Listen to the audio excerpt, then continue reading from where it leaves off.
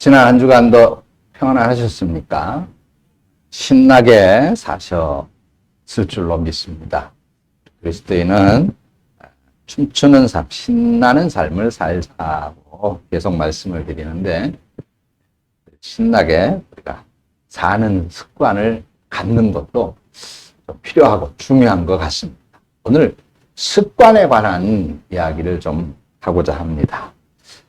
자, 구약에 보니까 다니엘이라고 하는 사람이 있었어요.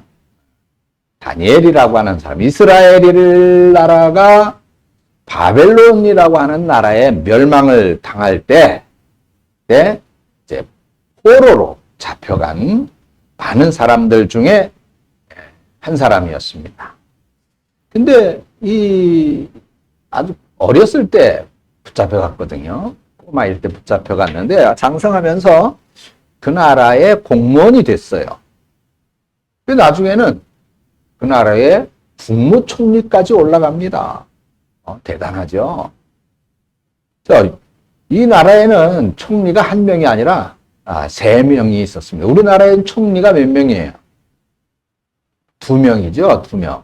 예? 경제부총리와 교육부총리, 3명이구나. 그리고 국무총리. 이렇게 해서 3명이 있습니다. 이때도 3명이 있었어요.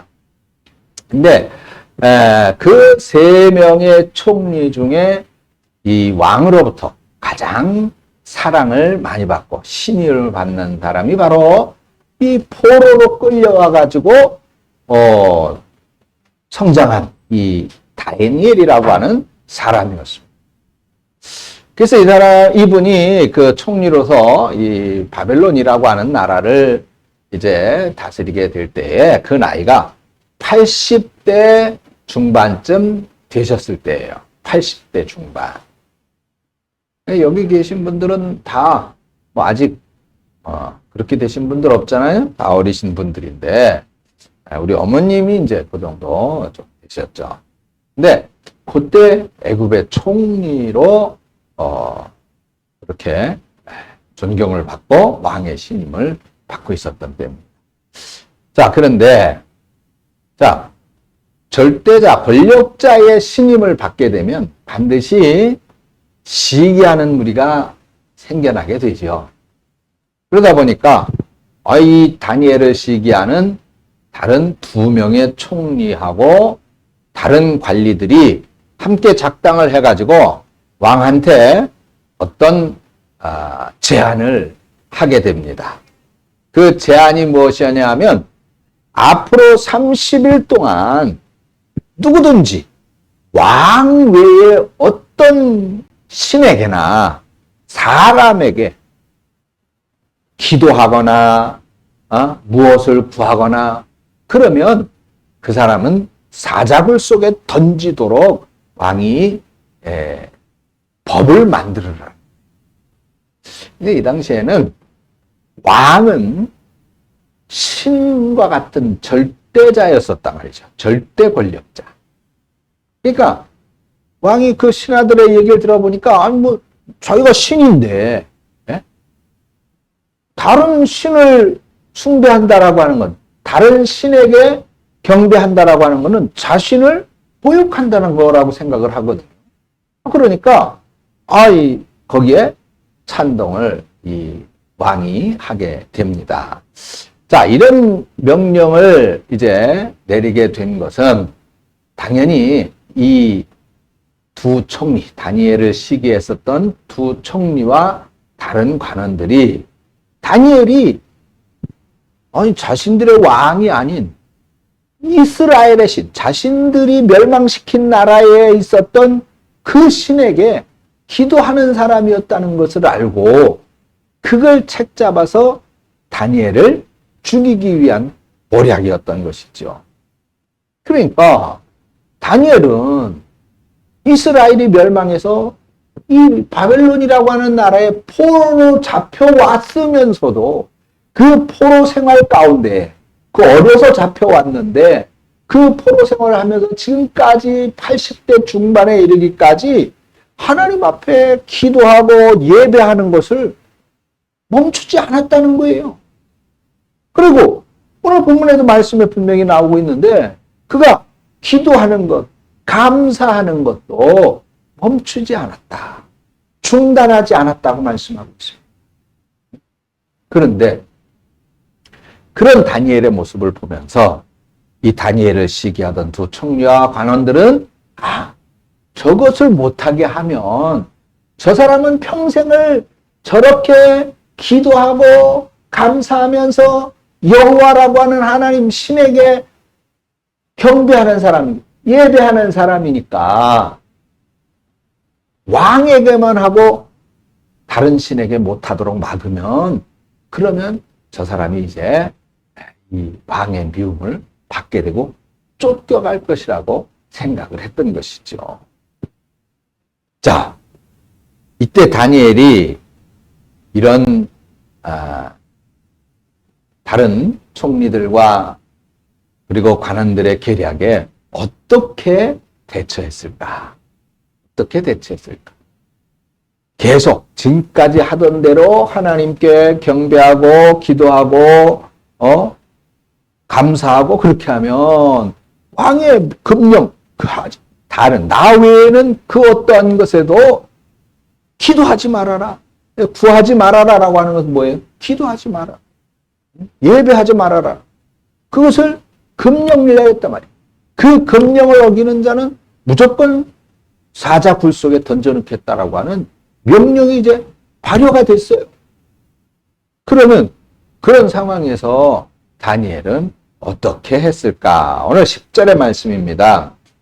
10절의 말씀에 한번 보세요. 다니엘이 이 조서에 왕의 도장이 찍힌 것을 알고도 왕의 도장이 찍혔다는 것은 이제 발동이 됐다. 이 명령이 발동이 됐다. 그 얘기죠. 그것을 알고도 자기 집에 돌아가서는 윗방에 올라가 예루살렘으로 향한 창문을 열고 전에 하던 대로 그러니까 늘 하던 대로 하루 3번씩 무릎을 꿇고 기도하며 그의 하나님께 감사했다라고 말씀합니다. 할렐루야. 대단합니다. 다니엘은 하나님께 기도하고 감사하는 거. 지금 내가 그렇게 하면 죽는다. 사자굴 속에 던져져서 죽는다. 그걸 번연히 알면서도 그 기도하고 감사하는 것을 결코 중단하지 않았다고 말이에요. 이런 것을 우리는 절대적인 신앙, 절대적인 감사라고 말을 합니다. 이런 일이 어떻게 가능할 수가 있을까? 아니, 어떻게 이게 가능할까? 아니, 어떤 이런 상황에서 지금 이렇게 하면 반드시 죽는다는 걸 알면서도 오늘 10절에 뭐라 하세요? 하루 3번씩, 그것도 3번씩, 하루 3번. 은밀히, 몰래 숨어서가 아니라 하루 3번씩 무릎 꿇고 기도하며 그리고 그의 하나님 앞에 감사했다는 것입니다. 네, 여기 보세요. 죽을 것을 알면서도 무엇을 했다는 거예요? 기도할 뿐만 아니라 감사까지 했다는 거예요. 어떻게 그렇게 할 수가 있었을까? 자, 그렇게 할 수 있는 이유는 하나님의 은혜를 알기 때문이라는 겁니다. 여러분, 믿으십니까? 하나님의 은혜를 아는 사람만이 그렇게 할 수가 있어요. 하나님의 은혜. 다음 주 추수감사절입니다. 다음 주 추수감사절 설교에서 그러면 왜 우리가 그렇게 감사할 수밖에 없는 하나님의 은혜가 있는가? 그 하나님의 은혜가 무엇인가 자세히 설명해 드립니다. 하나님의 은혜를 아는 사람만이 이런 감사를 할 수가 있기 때문입니다. 자, 우선 다니엘을 보세요. 그냥 다니엘의 한 개인적인 인생의 역사에서 살펴보면 이 어린 시절에 약 한 14살 때 포로로 잡혀오거든요. 14살 때 포로로 잡혀왔으니 포로 생활이 여러분들 비약 포로 생활을 경험은 못 해봤지만 영화 같은 데서 보면 포로들의 생활이 무슨 고관 대작들이 생활하는 것처럼 그렇게 부유한 생활합니까? 그 나라의 모든 평범한 백성들처럼 그렇게 생활하는가요? 아니죠. 아예 저 밑바닥, 최하층, 거지보다도 못한 삶을 살아요. 거지들은 이리저리 돌아다닐 수가 있죠. 남들에게 얻어 먹을 수 있는 자유가 있었어요. 근데 포로들은 그런 자유가 없잖아요. 그렇죠? 감시받고 있고 갇혀 있고 그것도 먹을 것도 제대로 안 주고 그런 영화들을 우리는 많이 봐왔습니다. 그런 것이 바로 포로의 삶이에요. 늘 배고플 수밖에 없겠죠. 자유가 없습니다. 또 바벨론 사람들이 그 포로로 잡혀온 유대인들을 이스라엘 사람들을 뭐 그냥 자기 이웃처럼 그렇게 대했을까요? 그들을 또 천대했을 것입니다. 차별을 했을 거예요. 비인간적인 대접을 했을 것입니다. 그런데 그런 속에서도 굶주림 때문에 또 자유가 없기 때문에 또 이 본토 사람들로부터의 비인간적인 대우 때문에 자기가 정말 죽지 않고 또 최악의 삶을 살지 않게 되고 그렇게 살아오게 된 과정. 우리가 그 다니엘의 뭐 삶의 과정 다 알잖아요. 어린아이들 중에서 또 특별히 지혜로운 아이들을 뽑아가지고 왕의 음식을 먹이면서 그들 특별히 또 훌륭한 아이들은 교육을 시키는. 그러니까 지금 예를 들면 특별반에 뽑혀서 들어가잖아요. 다니엘이. 그렇게 해서 이제 총리까지도 되는데 그런 과정 속에서 내가 잘나서가 아니라 내가 잘해서가 아니라 이게 다 하나님의 은혜로구나. 이런 최악의 상황 속에서도 그래도 지난번에도 얘기했죠. 그래도 죽지는 않았잖아. 그죠? 그것이 하나님의 은혜구나. 그러니까 그런 것들을 볼 때 지금까지 당한 그 어떤 고난보다도 하나님께서 그런 속에서도 나를 붙잡고 계시다라고 하는 사실이 그 은혜가 그 기쁨이 그 감격이 더 컸다는 것을 다니엘은 깨달은 거예요. 그러니까 하나님이 고맙겠어요? 안 고맙겠어요? 그 하나님께 감사하겠어요? 감사하지 않겠어요?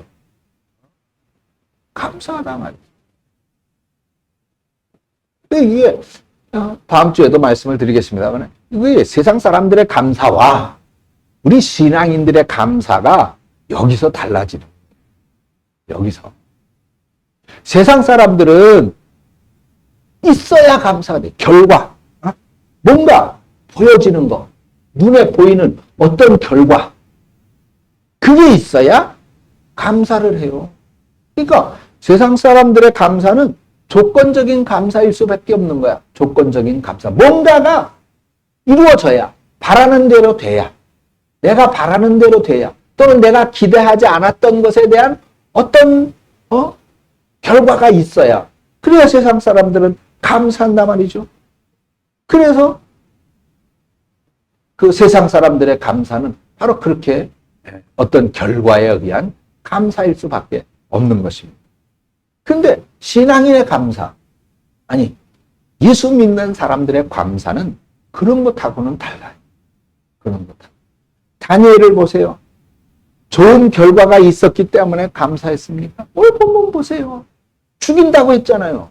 이 명령을 어기면 누구를 막론하고 그건 왕 아래 그 누구도 면책 특권이 없는 거예요. 총리라고 해서 면책 특권이 있을 수 없는 겁니다. 없는 겁니다. 그런데 그 명령에 왕의 도장이 찍혔어요. 그런데 그 사실을 알고 갔잖아요. 다니엘이. 그렇죠?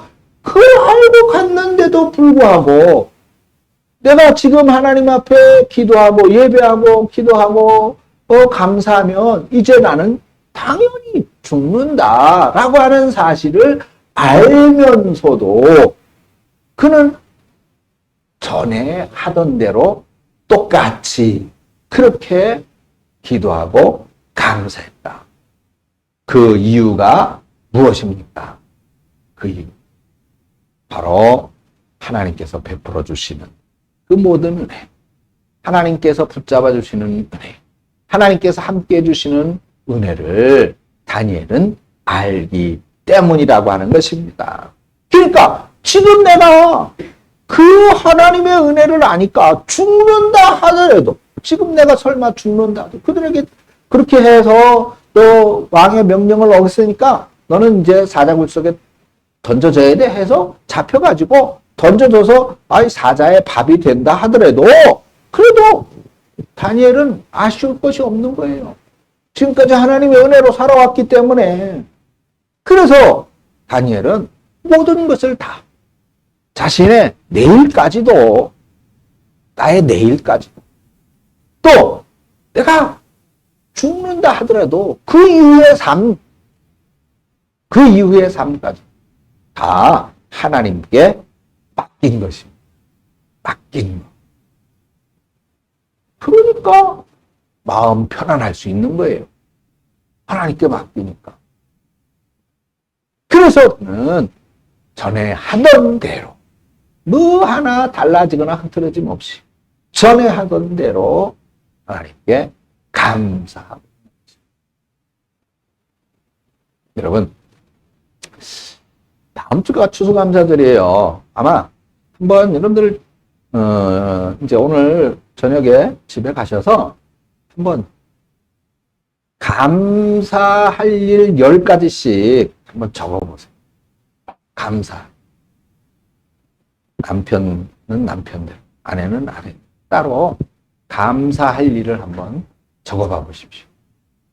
다음 주에 갖고 와서 그걸 제출하십시오라고 그러지는 않겠습니다만은, 감사할 일을 적는 것도 왜 중요한가?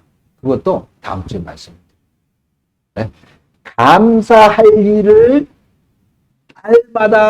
날마다 그렇게 일기를 쓰면서 감사할 일을 쓰다 보니까 세계 위대한, 아주 유명한, 성공한 세계 100대 유명한 인물 중에 한 명이 된 그런 사람이 있습니다. 실질적으로. 다음 주에 그 사람 얘기를 해드릴게요. 그 사람은 어떻게, 그 사람 뭐 그렇게 유명한 조건을 갖추었었겠지. 그럴 만한 힘이 있었겠지. 천만에. 그야말로 가장 비참하고 더 이상 내려갈래야 내려갈 곳이라고는 없을 것 같은 그런 최악의 비참한 삶이었습니다. 그런데 그가 정말 예수 만나고, 그래서 어떤 한 친구의 그 신앙의 모습, 그 친구도 어려운 가운데도 그 말끝마다 감사하는 그 신앙의 모습을 보고 자기가 충격을 받고, 나도 감사의 조건을 한번 찾아보자 해서 일기를 쓰다가 그 사람은 그런 놀라운 역사에 살아있는 주인공이 될 수가 있었단 말이죠. 여러분, 남의 얘기일까요? 예수님은, 그 사람의 예수님은 정말 예수님이고, 오늘 여러분들이 믿고 고백하고 있는 그 예수님은 다른 예수님입니까? 아니에요. 똑같아요. 그 사람이 믿는 신앙과 내가 믿는 신앙이 다른 걸까요? 아니에요. 똑같아요. 문제는 내가 그렇게 하지 않고 있다는 겁니다. 내가 그렇게 하지 않고 있다. 사랑하는 성도 여러분, 우리 성도 여러분들이 또 많이 걱정하고 기도해 주셨던 우리 이경자 집사님, 또 김정선 집사님 건강을 위해서 기도하고, 김정선 집사님 아들의 건강을 위해서 기도하고 했는데, 오늘 이렇게 또 모습을 보고, 또 집사님을 통해서 러시아에 있는 아들이 많이 회복이 돼서 목소리를 들어보니까 아주 힘이 있고 명량해져서 감사하다고 하는 얘기니까 얼마나 감사한지 알 수 없습니다. 여러분들의 기도의 덕분인 줄로 믿습니다. 저는 하나님께서 앞으로도 우리 가족, 우리 성도님들을 늘 그렇게 눈동자같이 지켜주실 줄을 믿습니다. 물론 우리가 살아가는 날 동안 날마다 어떻게 좋은 일들만 있겠습니까? 힘들고 어려운 날들이 오히려 더 많을 수도 있을 것 같아요. 그런데 우리가 기억해야 될 것은 두 가지입니다. 우리는 예수인이다. 예수인. 지난주에 얘기했죠? 달라진 예수인이든 달라지고 있는 예수인이든 우리는 분명히 예수인이다. 예수인이면 그러면 분명 하나님의 은혜를 기억하는 사람이어야 한다는 것입니다. 그 하나님의 은혜. 그 하나님의 은혜는 오늘도 여전히 있는 것이고 내일도 있을 것입니다. 왜? 왜 그럴까요? 하나님은 변함없으시고 영원히 살아계신 분이기 때문입니다. 그래서 그 하나님이 나와 함께 해주시고 내게 은혜 주시고 있다는 사실을 내가 알고 있다면 그것을 믿는다면 그러면 우리는 지금 어려움에 있을지라도 감사할 수 있는 예수인이 될 수 있다는 것입니다. 믿으십니까? 자, 10절의 말씀을 다시 한번 봅니다. 다니엘이 이 조서에 왕의 도장이 찍힌 것을 알고도 자기 집에 들어가서는 윗방에 올라가 예루살렘을 향한 창문을 열고 전에 하던 대로 하루 3번씩 무릎 꿇고 기도하면서 그의 하나님께 감사했다. 참, 이 말씀 보세요. 이 다니엘이라고 하는 사람이 어지간히 고지식한 사람인 거예요. 그죠?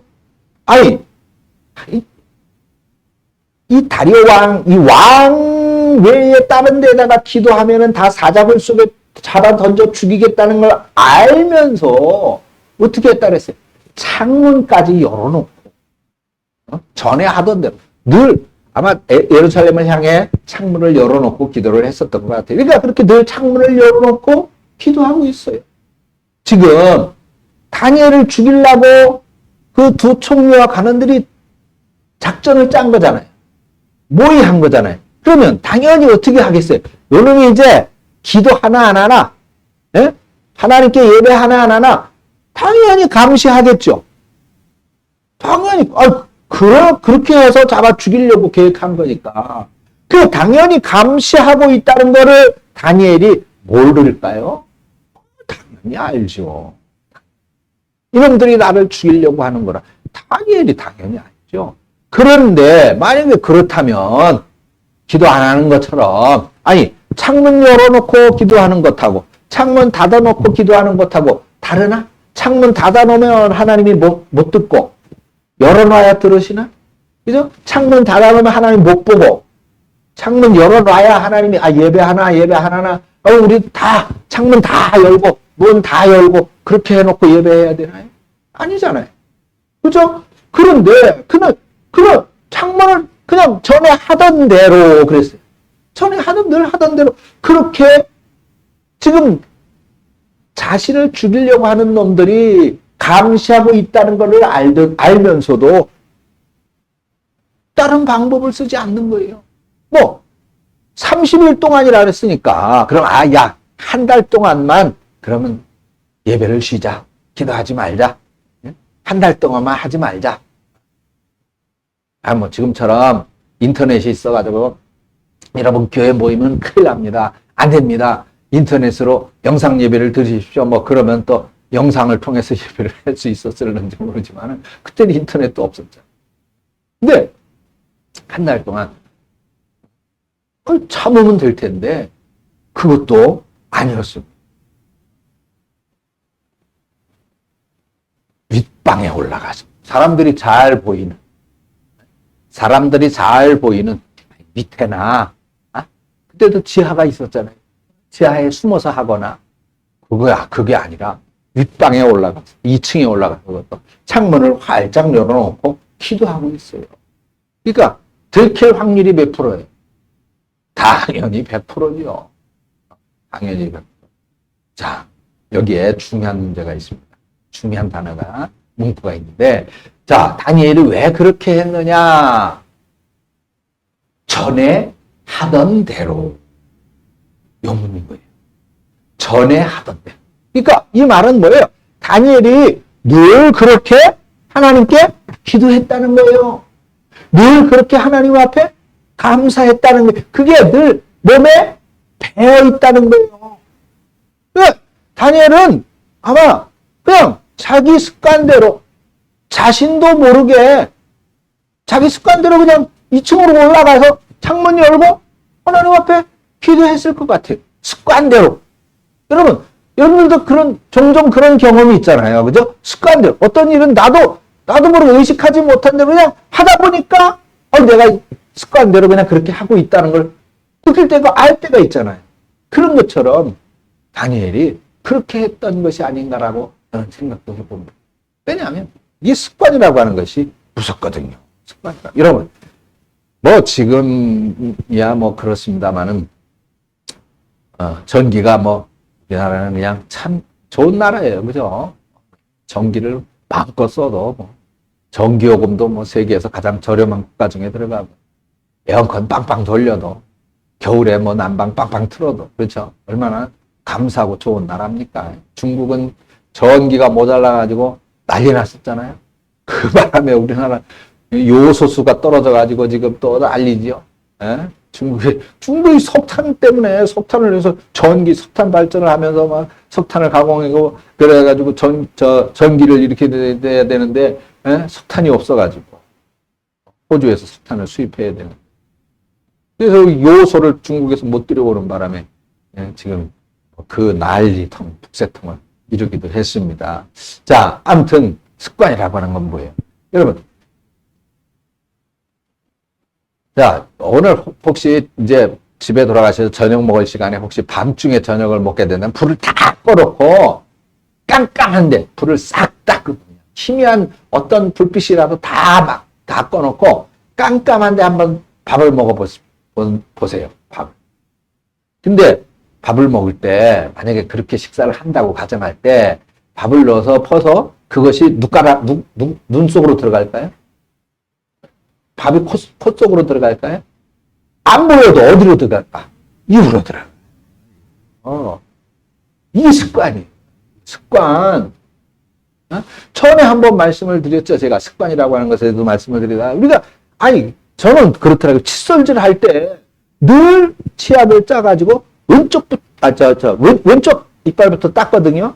근데 어느 날 이제 어떻게 하다 보니까 바뀌어서 오른쪽 칫솔질로부터 하려고 하면 이게 뭐가 그렇게 어색하고, 아직 맨날 닦던 것인데도 어색하고 좀 이상해. 잘 안 닦이는 것 같고. 여러분 그런 경험 없으세요? 그게 습관이라고 하는 것이다. 습관이라고. 그렇습니다. 다니엘은 어릴 때부터 바로 이렇게 하나님 앞에 기도하고 감사하는 사람이었다라고 하는 거예요. 그것이 바로 습관이 되어진 것입니다. 어린 시절부터 예루살렘에 살 때에도 예루살렘 성전을 향해서 늘 그렇게 감사하고 기도하던 그 습관이 있었고, 포로로 잡혀와서 예루살렘이 망했어요. 우리 14살 때 포로로 잡혀와가지고도 그래도 예루살렘을 향해서 또 창문을 열어놓고 또 그렇게 기도하였던 거예요.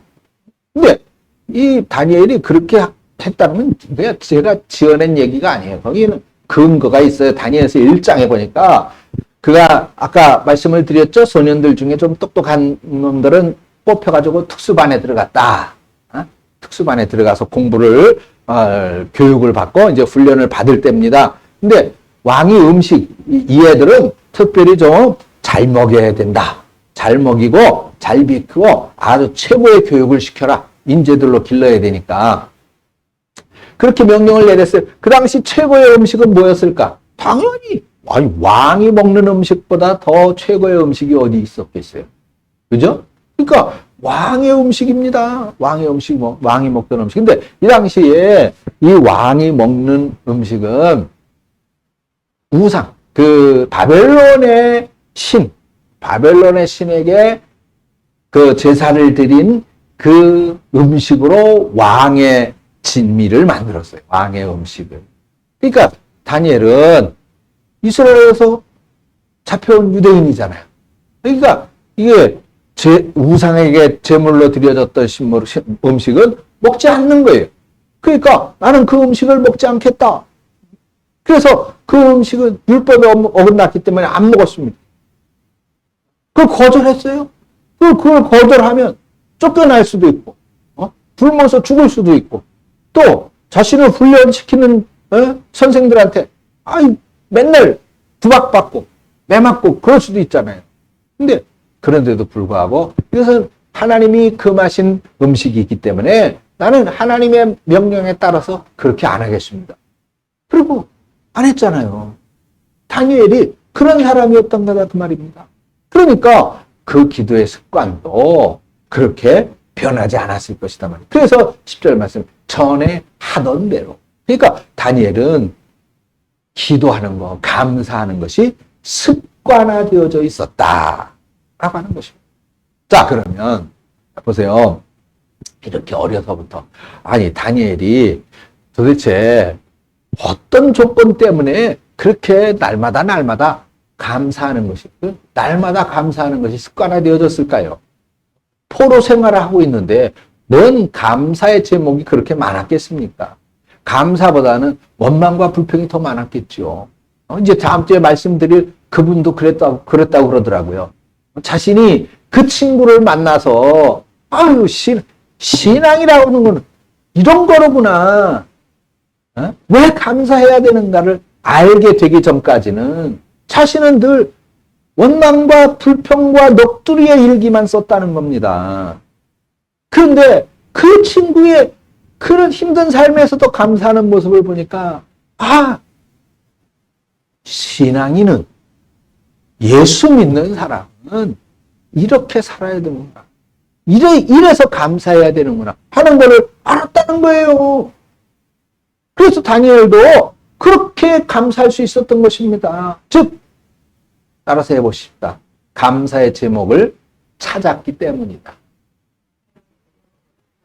그렇습니다. 감사의 제목을 찾았기 때문이다. 다음 주에도 말씀을 드리겠습니다. 감사의 제목을 찾아요. 예수인은, 따라서 하십시다. 예수인은 감사의 제목을 찾는 사람이다. 그렇습니다. 믿으십니까? 예. 감사의 습관. 물론 하루아침에 이루어지는 것은 아닙니다.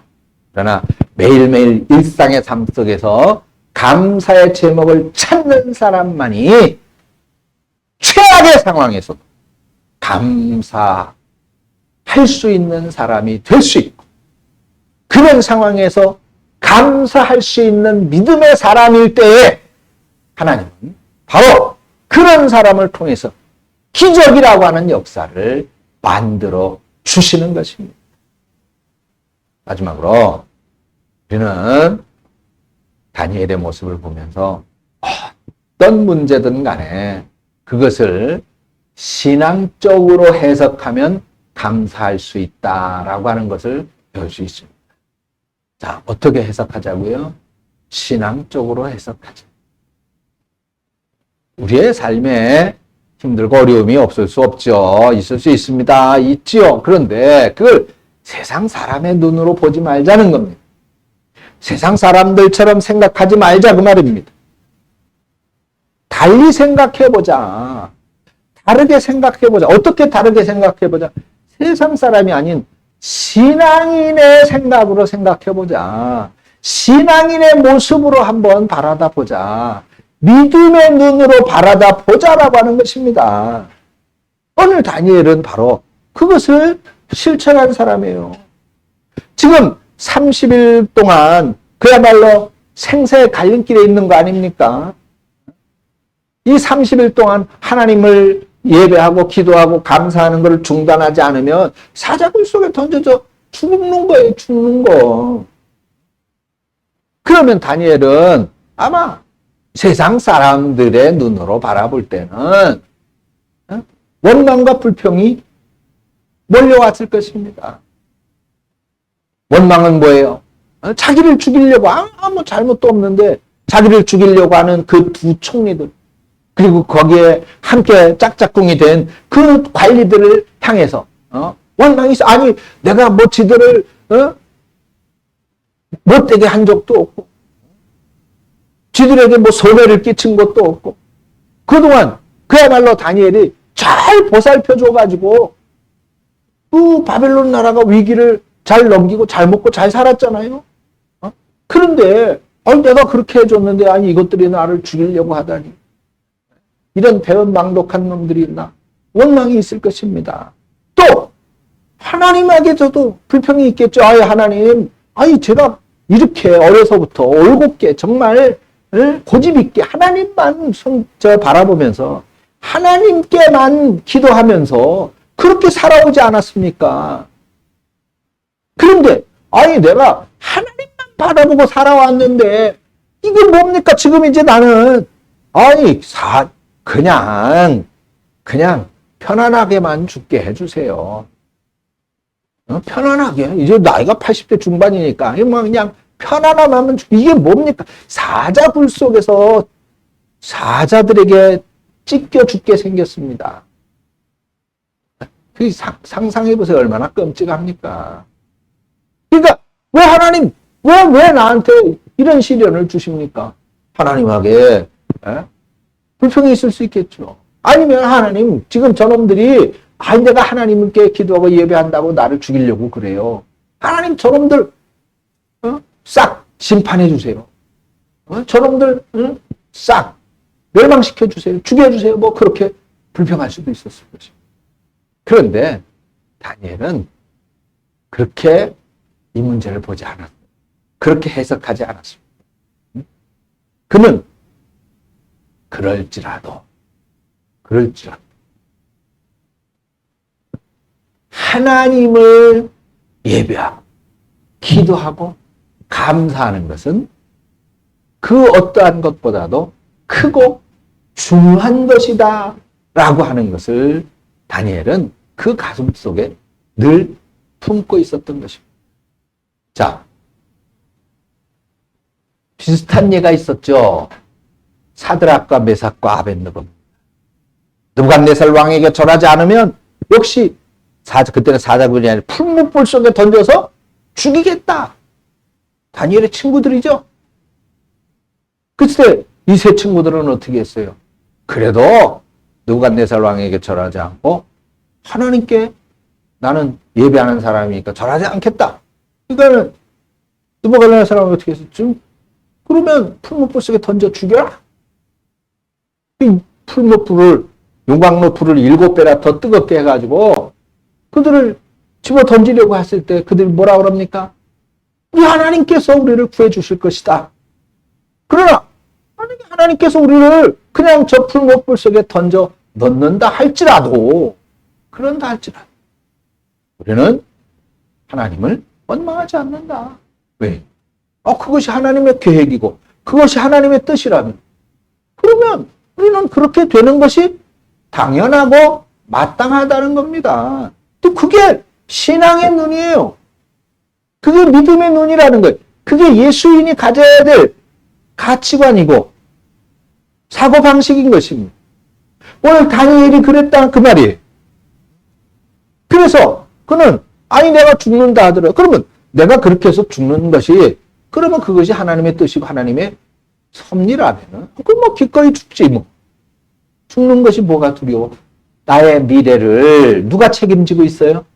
하나님이 책임지고 있는데 나의 내일도 하나님이 것이고 내 것이 아니라 말이죠.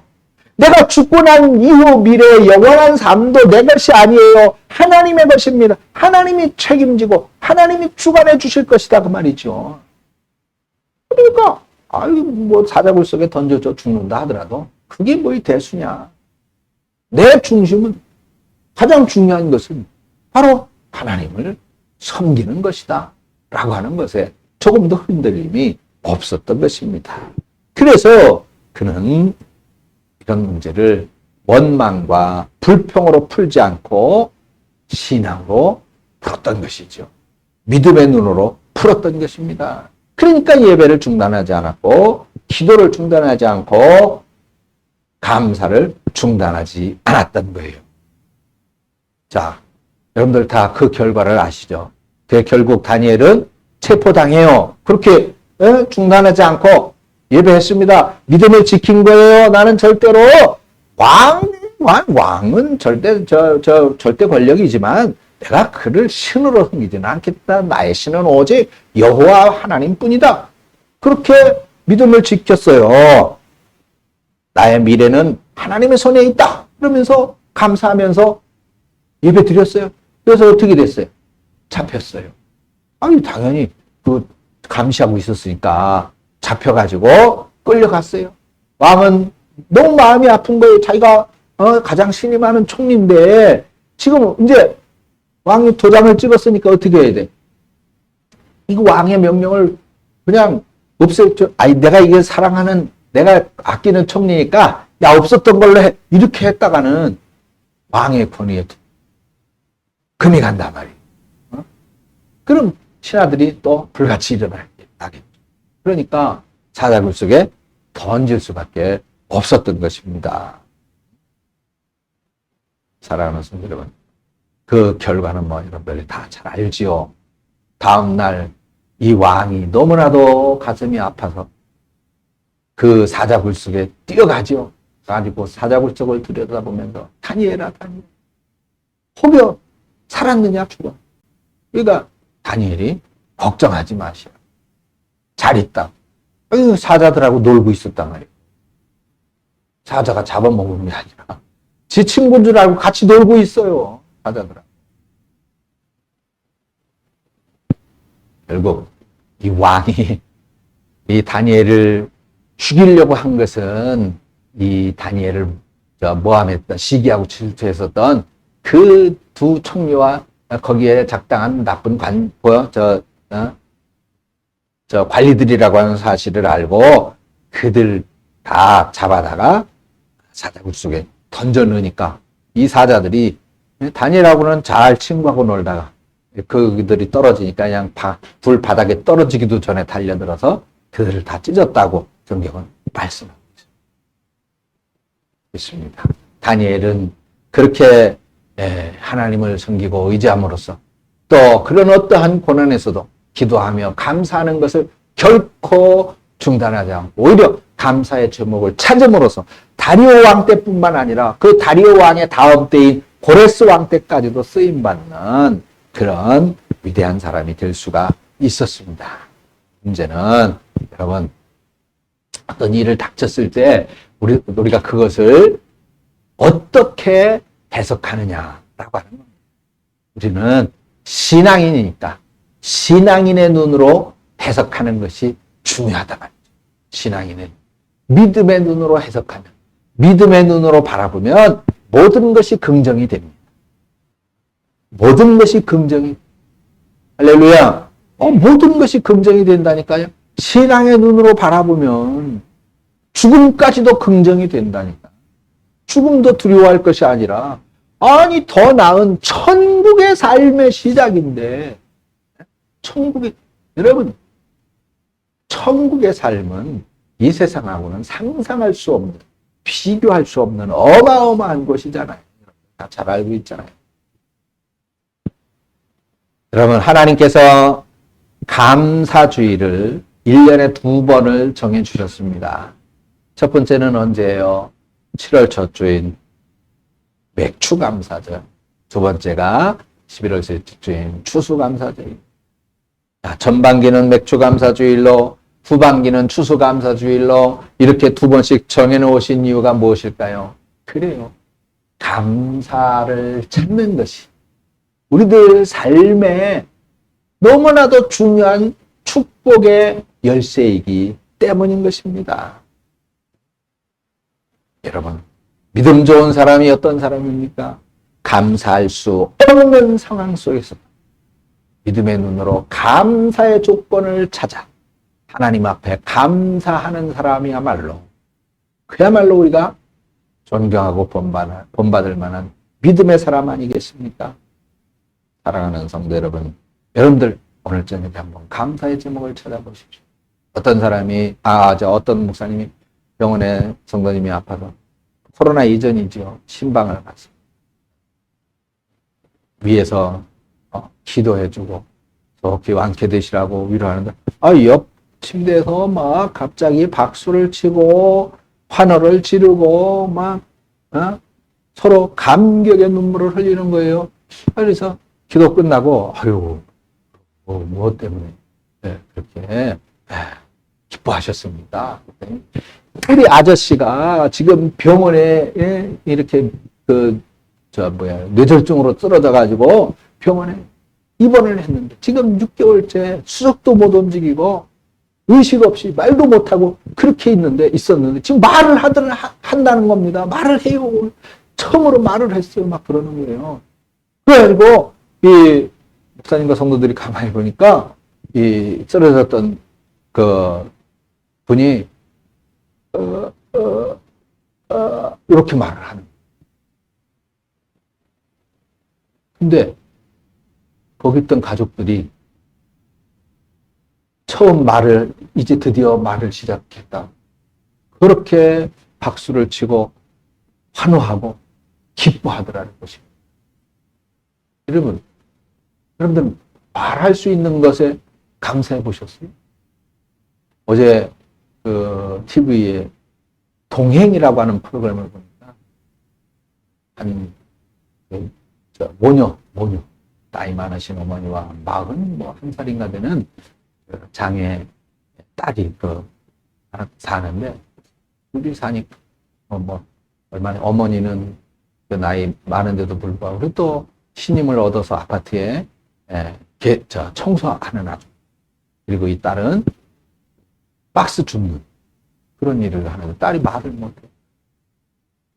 일반 사람 자기는 택시 운전을 하고 싶었는데 말을 못하니까 그래서 그걸 못했다. 근데도 그렇게 밝고 건강하게 밝은 모습으로 씩씩하게 그렇게 살아가는 모습을 볼 수가 있어요. 여러분 그걸 보면서 우리가 말을 할 수 있다. 얼마나 볼 수 있다는 거는요. 여러분 눈 감고 한번 멀리 갈 것도 없어요. 요 안에서만 한번 10분만 움직여 보세요. 눈 감고 눈 뜨지 말고. 여러분들 팔이 있는 거, 다리가 있는 거 아니 그 어떤 것보다도 여러분들 곁에 누군가가 있다는 거. 아니 여러분들 곁에 바라볼 수 있고 쳐다볼 수 있고 말을 붙일 수 있고 하는 누군가가 그 어떤 누군가가 있다는 거 감사해 보셨습니까? 여러분 우리는 정말 돌아보면 하나하나 다 감사하지 않을 것이 없습니다. 사실 솔직히 그래요. 우리 힘으로 되는 것이 뭐가 있습니까? 우리 힘으로 되는 것이 하나도 없더라고요. 돌이켜보세요. 네. 여러분 어떤 순간에도 정말 예배 다니엘처럼 예배 빠지지 마시고 어떤 순간에도 기도 중단하지 마시고 특별히 감사 중단하지 마셔서 다니엘 같은 위대한 신앙의 성공자들이 다 되어주시기를 주님의 이름으로 축원합니다. 하나님 아버지 귀한 은혜를 감사합니다. 오늘 우리가 이 감사라고 하는 것이 또 우리가 신앙의 눈으로 세상을 바라보고 모든 것들을 해석한다는 것이 얼마나 중요한 것인지 오늘 다니엘의 모습을 보면서 또 교훈을 받습니다. 하나님 주신 말씀대로 내 마음에 부딪힌 것 있다면 주님 그것이 나에게 주신 말씀이오니 그 말씀 부여잡고 기도하여 승리하는 우리 성도님들 오늘 다니엘의 모습 보면서 그 다니엘의 모습 속에 교훈 받으면서 또 그 교훈을 부여잡고 믿음으로 승리하는 우리 성도님들 다 될 수 있도록 하나님 인도하시고 축복해 주시옵소서. 예수님의 이름으로 기도합니다. 아멘.